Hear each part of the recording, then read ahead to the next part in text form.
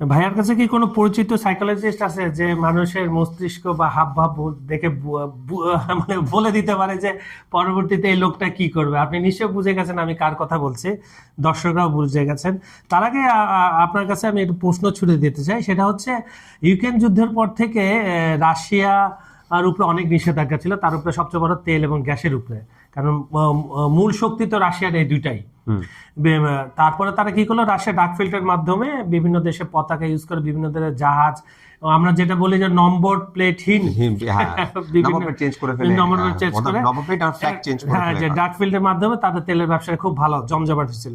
কিন্তু গতকাল যে ঘটনাটা ঘটলো আপনার উত্তর আটলান্টিকে, সেখানে হচ্ছে আপনার রাশিয়ার পতাকাবাহী, এটাই হচ্ছে সবচেয়ে সিগনিফিকেন্ট আমার কাছে মনে হচ্ছে, যে তেল ট্যাঙ্কার মারিনেরা কে জব্দ করে ফেললো, কে সে যে ট্রাম্প সাহেবের লোকজনরা। এখন এই যে করলো, আমরা জানি যে অ্যাজ এ ফ্রেন্ড পুতিন এবং ট্রাম্পের খুব ভালো সম্পর্ক, যদিও সেটা স্বার্থ সংশ্লিষ্ট আমরা বলে থাকি।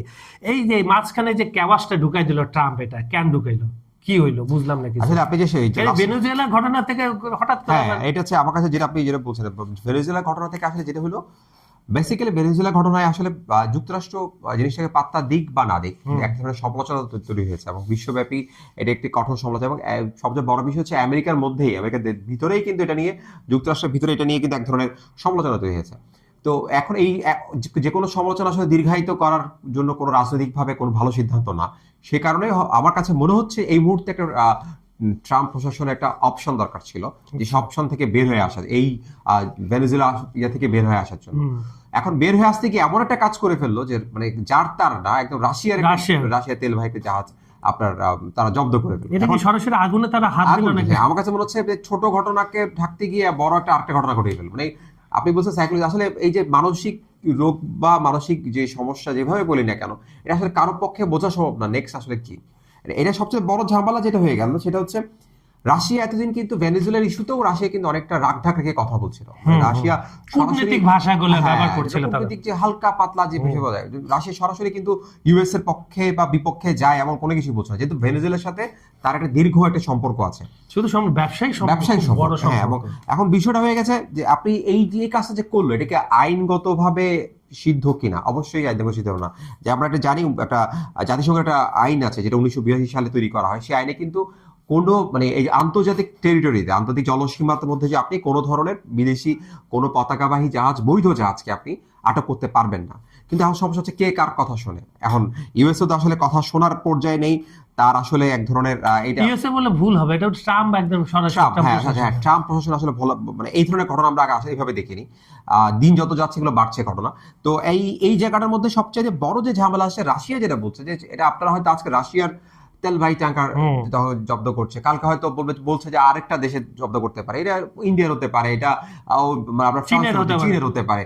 এবং এইভাবে যদি ট্রেডিশনটা চলতে থাকে, তাহলে কিন্তু একটা পর্যায়ে গিয়ে যেটা হবে, সেটা হচ্ছে নতুন একটি যুদ্ধক্ষেত্র তৈরি হবে, নতুন একটি সমস্যা তৈরি হবে।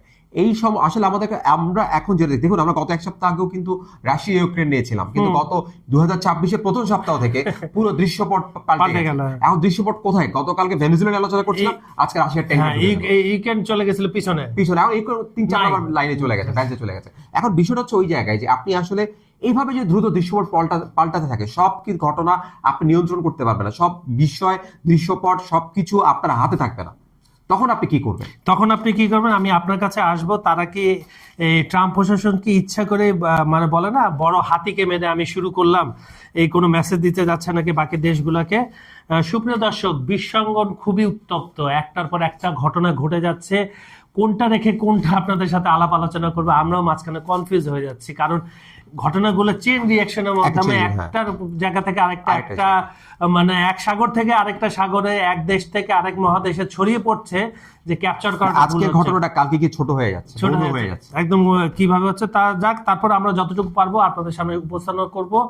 বিশেষ সংযোগে আপনাদের স্বাগতম জানাচ্ছি। আমি কাজল হায়দার, আর আমার সঙ্গে রয়েছেন সিনিয়র সাংবাদিক আমি প্রবীর রয়েছে।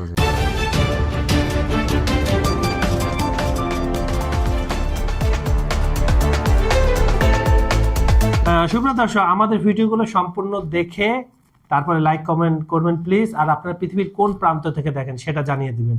ভাইয়া যেটা বলছিলাম আমি যে রাশিয়ার মতো একটা পরাশক্তি দেশকে দিয়ে কি শিক্ষাটা শুরু করলো, বাকিরা কারণ আমরা সবসময় জানি যে ট্রাম্প একজন ব্যবসায়ী এবং তিনি ডিল করতে পছন্দ করেন, এবং যে আমরা যে বিভিন্ন জায়গায় যে গ্রিনল্যান্ডকে হুমকি, ডেনমার্ককে হুমকি বলেন, ভেনেজুয়েলা, সব কিছু তার সাথে ব্যবসায়িক বন্ধনটা আরো শক্ত করার জন্য চাপ দিচ্ছে।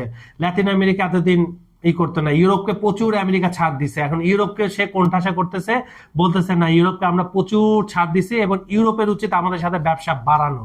এগুলোই কি মূল? হ্যাঁ, এগুলোই বলে আমি আসলে আপনার এই কথা থেকে যখন আলোচনা করছিলাম তখন হঠাৎ করে একটা জিনিস মনে পড়ে গেল। আমরা আগে যখন দেখতাম ঔপনিবেশিক শাসনের ব্যবস্থায়, তখনও তো কি আগে ব্যবসা করতে যেত, তারপর দখল করতো, যেমন ব্রিটিশ বলেন, তারপর পর্তুগিজ বলেন, যাকেই বলেন, আগে দেখবেন ইস্ট ইন্ডিয়া কোম্পানি, পরে কিন্তু এটা দখলে পরিণত হচ্ছে। ট্রাম্প প্রশাসনের ক্ষেত্রে ঘটনা ঠিক উল্টো হচ্ছে, উনি আগে আক্রমণ করছেন, তারপরে ব্যবসা। যেমন ভেনেজুয়েলাকে এখন বাধ্য করছেন না, ভেনেজুয়েলাতে কালকে এক ধরনের ঘোষণাও দেওয়া হয়েছে যে ইউএস এর কাছে তারা এত পরিমাণ তেল নিয়ে তারা ডিল করতে যাচ্ছে। এই হচ্ছে এখনকার প্রেক্ষাপটে, এখনকার বাস্তবতায় বিষয়টা হচ্ছে এই জায়গায় এসে দাঁড়িয়েছে। যেহেতু তেলের কথা বলেন, বিষয়টা আপনি বলেন। হ্যাঁ, এই যে এখন মজার বিষয় হচ্ছে, দেখেন এখানে কিন্তু একটা ইউএস এর অনেক জায়গায় প্রভাব প্রতিপত্তি আছে, ইউএস অনেক কিছুই করছে, কিন্তু ইউএসএ কে এক ধরনের বাইরে গিয়ে একটা নতুন একটা নেটওয়ার্কে অনেক ধাবত কাজ করছে, এটা রাশিয়া, ইরান এবং ভেনেজুয়েলার মধ্যে।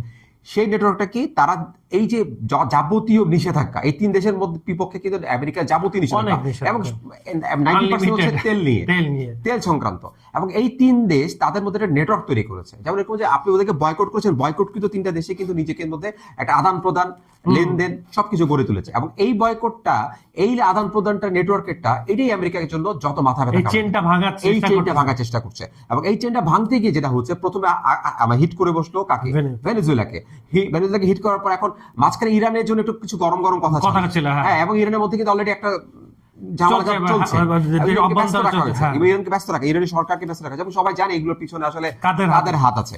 এখন বাকি থাকে কে? বাকি থাকে বড় ভাই রাশিয়া।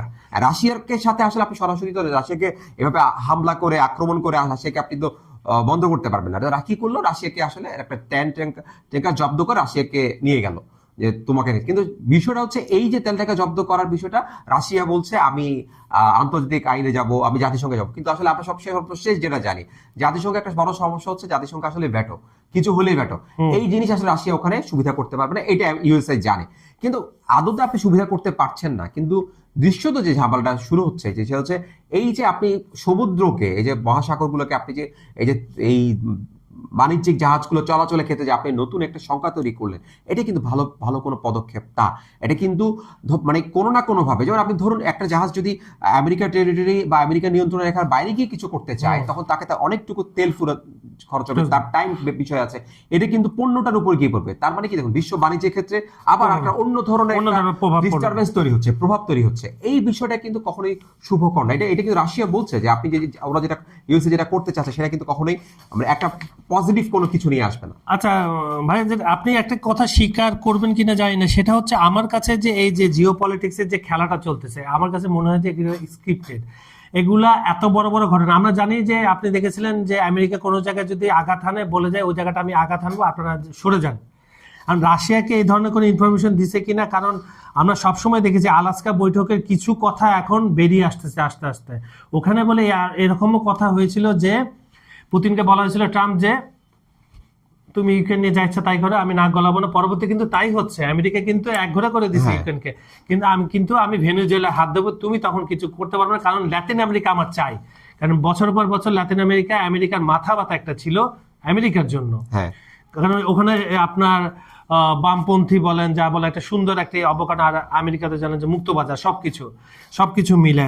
তো আমি আপনার কাছে আসবো সর্বশেষ একটা মজার, সেটা হচ্ছে আপনার ওই মধ্যবর্তী নির্বাচনে ট্রাম্পের আবার মাথা ব্যথা চিনি, ভয় পাচ্ছেন না কি করছেন, তার আগে আমরা একটু দর্শকদের কাছ থেকে কমেন্টটা জেনে আসি।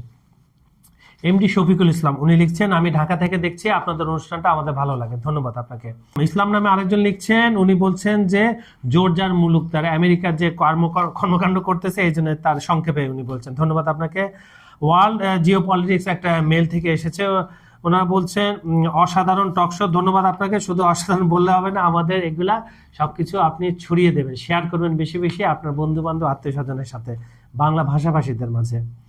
রাহান কবির রাজু উনি আমাদের নিয়মিত একজন দর্শক, উনি বলছেন 1945 সালের পর আমেরিকা নিজেকে বিশ্বশক্তি হিসাবে প্রতিষ্ঠা করলেও সরাসরি কোনো সমমানের শক্তি প্রতিপক্ষের সঙ্গে পূর্ণ মাত্রায় সংঘর্ষে জড়ায়নি। কোরিয়া, ভিয়েতনাম, ইরাক এবং আফগানিস্তান সব ক্ষেত্রে প্রতিপক্ষ ছিল তুলনামূলকভাবে দুর্বল রাষ্ট্র এবং বিভক্ত শক্তি। একমাত্র ব্যতিক্রম দেখা গেছে 1971 সালে। সে সময় দক্ষিণ এশিয়ার সোভিয়েত ইউনিয়নের স্পষ্ট উপস্থিতি ও কৌশলগত অবস্থানের কারণে আমেরিকা চূড়ান্ত অবস্থানে যেতে পারেনি।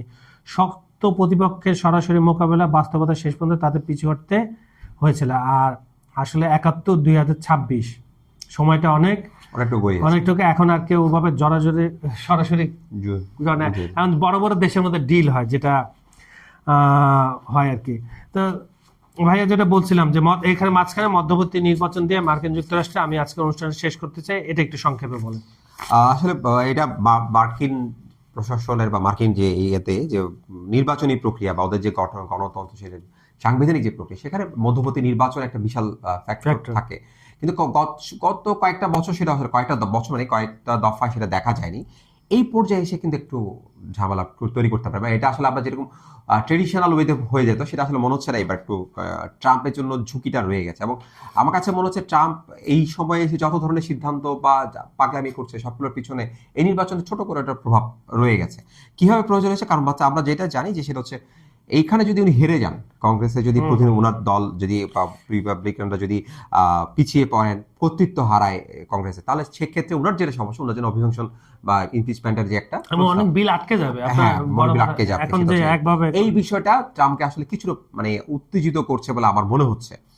দুটো সমস্যা হচ্ছে এখানে হারার কেন কথা আসছে আসলে ভোটের পার্থক্যটা, হ্যাঁ, মাত্র 2 ভোটের একটা পার্থক্য, তার মধ্যে আবার অনেক ধরনের ওখানে কিন্তু ক্রস ফ্লোর বা সামথিং অনেক কিছুই হয়। মানে ওদের আসলে গিয়ে যেটা হয় যে অনেক কিছু তাদের মানে ভোট চেঞ্জ হতে পারে, কেউ ভোট দিলেন না বা কেউ ভোট দেওয়া থেকে মানে হতেই পারে, সেগুলো কিনে কিন্তু মানে ট্রাম্প তো অভিজ্ঞ, উনি তো 2বার অলরেডি প্রথম দফা।